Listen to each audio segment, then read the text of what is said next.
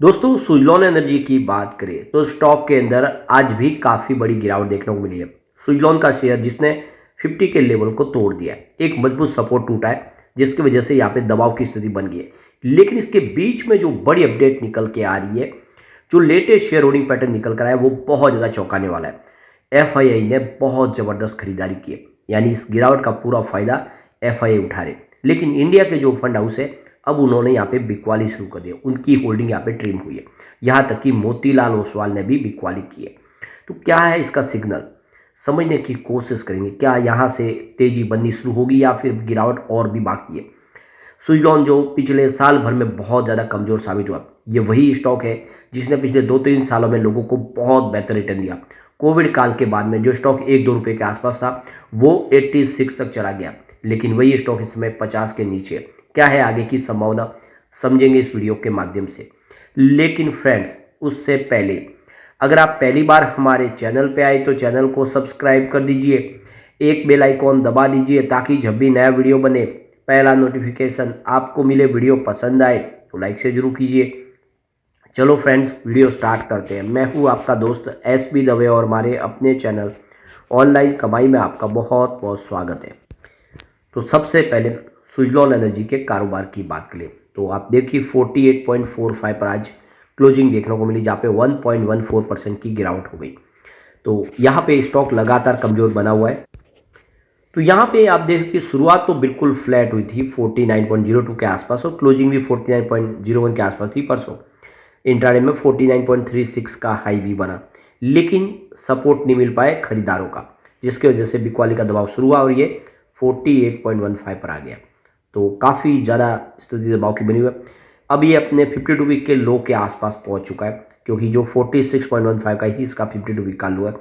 यानी अब ऐसा लगने लगा है क्या यहाँ पे ये एक नया लो न बना दे। वैसे हाई 74.30 का, जिससे स्टॉक काफ़ी नीचे आ गया है। अब आप समझ ही सकते हो कि एक समय जो इसका मार्केट कैप 1 लाख करोड़ को पार कर गया था, वो 66,000 करोड़ के आसपास आ गया। तो काफ़ी ज़्यादा मार्केट कैप नीचे आ गया, क्योंकि स्थिति बहुत ज़्यादा कमज़ोर हो गई। लोग बहुत ज़्यादा डर गए यहाँ पे, क्या ये गिरावट का सिलसिला आगे भी बढ़ेगा। एक स्टॉक जब कमज़ोर हो जाता है उसमें गिरावट का सिलसिला काफ़ी बढ़ जाता है। ये आप देख लीजिए, लगातार इसने निगेटिव रिटर्न है। पिछले एक सप्ताह में ही यहाँ पे 8.41% के आसपास की गिरावट हो चुकी है, जबकि 1 मंथ के हिसाब से भी आपको 8.62% के आसपास की यहाँ पे गिरावट देखने को मिलेगी। 3 मंथ के हिसाब से 10.19% का इसने निगेटिव रिटर्न दिया है, जबकि 6 मंथ के हिसाब से यहाँ पे 25.96% के आसपास की ऑलरेडी गिरावट हो चुकी है। यानी सबसे ज़्यादा नुकसान हुआ है 6 मंथ के इन्वेस्टर को, उनका 26% के आसपास का यहाँ पे घाटा हो रहा है। 9 मंथ के हिसाब से भी 8.5% के आसपास की गिरावट है। ओवरऑल अगर आप देखेंगे तो इस स्टॉक ने लगातार कमज़ोर रिटर्न देके लोगों को काफ़ी ज़्यादा मायूस कर दिया है।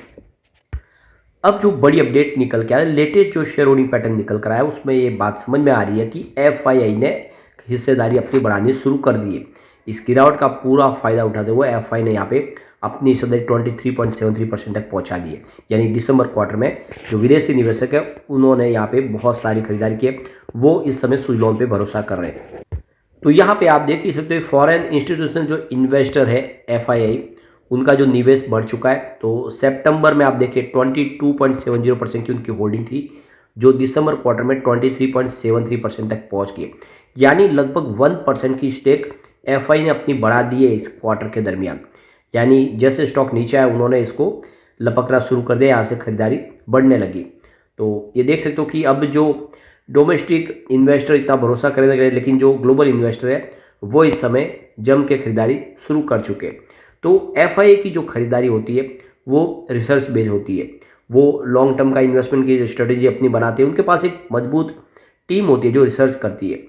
अगर एफआई किसी स्टॉक में इन्वेस्टमेंट बढ़ा रहे तो एक पॉजिटिव सिग्नल है स्टॉक के लिए। आप समझे, रिटेल इन्वेस्टर को इस सिग्नल को समझना चाहिए, क्योंकि रिटेल इन्वेस्टर के पास तो वो सारा मशीनरीज नहीं है, वो उनके पास अनुभव नहीं है, उनके पास टीम है जिससे वो रिसर्च कर पाएगी कौन सा शेयर यहाँ से बेहतर करने लगेगा। लेकिन एफआई के पास वो सारे साधन है, उनके पास वो जरिया है जिससे वो समझ सकते हैं कि कौन स्टॉक है जो आने वाले समय बेहतर करेगा। तो अगर एफआई ने यहाँ पे जम के खरीदारी शुरू की है तो ये बहुत बड़ा एक पॉजिटिव सिग्नल है, जो आने वाले समय नियर टर्म में इसके लिए संभावना पॉजिटिव बना रहा है। लेकिन यहाँ पे आप देख सकते हैं जो डोमेस्टिक म्यूचुअल फंड्स हैं उन्होंने अपनी होल्डिंग को रिड्यूस कर दिया, उनकी निवेश यहाँ पे कम होती हुई दिखाई देगी।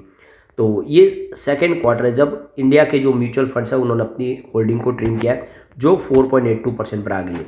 उसी तरह से जो स्मॉल इन्वेस्टर है, छोटे निवेशक, वो भी ज़्यादा पैनिक कर गए। तो जिनका निवेश 2 लाख रुपए से नीचे है, उन्होंने भी अपनी होल्डिंग को ट्रिम कर दिया है। तो ये देख लो कि 26.20% की होल्डिंग थी सितंबर क्वार्टर में, जो घट के दिसंबर में 25.89% पर आ गई है। तो इंडिया के जो छोटे निवेशक है, रिटेल इन्वेस्टर है, उन्होंने या तो अपनी प्रॉफिट बुकिंग की है या फिर डर के मारे अपनी बिकवाली की, अपना लॉस भी बुक किया, लेकिन होल्डिंग कम हुई है रिटेल इन्वेस्टर की। तो ओवरऑल यहाँ पे शेयर होल्डिंग पैटर्न की बात करें तो प्रमोटर की जो होल्डिंग है वो अनचेंज है 11.73% पर दिसंबर में भी, और जीरो प्लेस शेयर है, एक भी उनका शेयर जो है वो गिरवी नहीं है। वैसे 99% पहले शेयर गिरवी थे, उन्होंने वो छुड़ा लिए, लेकिन होल्डिंग काफ़ी कम है। पिछले 2 क्वार्टर पहले इन्होंने अपनी होल्डिंग को बेचा है, क्योंकि बहुत सारे इनके पास प्रोजेक्ट है जो ऑनगोइंग है, पाइपलाइन में बहुत सारे प्रोजेक्ट है जिनको कंप्लीट करना फंड की आवश्यकता थी, इस वजह से प्रमोटर ने अपनी होल्डिंग बेची है। इस बार इन्होंने होल्डिंग नहीं बेची है। अब यहाँ पे एफआई की बात करें, उनकी स्टेक बढ़ी है जो 23.73% पर आ चुकी है। डीआई की होल्डिंग यहाँ पे कुछ घटी है, इस समय 9.24% की होल्डिंग है। यानी इंडिया के जो बड़े फंड हाउस है उनका भरोसा स्टॉक पे उतना ज़्यादा नहीं है जितना एफआई का, क्योंकि 10% से भी नीचे की होल्डिंग डीआई के पास है सिंगल डिजिट में, जबकि यहाँ पे एफआई का निवेश 23% के आसपास, यानी जो इंडिया के नहीं बल्कि ग्लोबल जो रिटेल इन्वेस्टर के अलावा उनका भरोसा है वो बन रहा है। बाकी यहाँ पे रिटेल इन्वेस्टर की जो होल्डिंग है वो 39.07% के आसपास है, और स्मॉल इन्वेस्टर की होल्डिंग यहाँ पे कम होकर 26.20% पर आ गई है। और इसके अलावा जो लार्जर जो रेसिडेंट इंडिविजुअल है उनकी 12.87% के आसपास की होल्डिंग है। तो भले ही स्टॉक ने पिछले 1 साल में कोई शानदार प्रदर्शन नहीं किया हो, इस पिछले 1 साल में लोगों को इसने नुकसान पहुंचाया करीब 14% का, यानी स्टॉक नीचे आया है, लेकिन पिछले 3 साल का जो प्रदर्शन है वो काफ़ी बेहतर रहा है। इसने पिछले 3 सालों में 400% का ज़बरदस्त रिटर्न दिया है इन्वेस्टर को। और अब जो एनालिस्ट है वो भी इस समय स्टॉक को लेकर बहुत ज़्यादा बुलिश है, यहाँ पे स्ट्रॉन्ग बाय की रिकमेंडेशन करें। करीब 10 एनालिस्ट है जो इस समय सुजलॉन के फेवर में है, उनके हिसाब से सुजलॉन आने वाले समय बेहतर करेगा।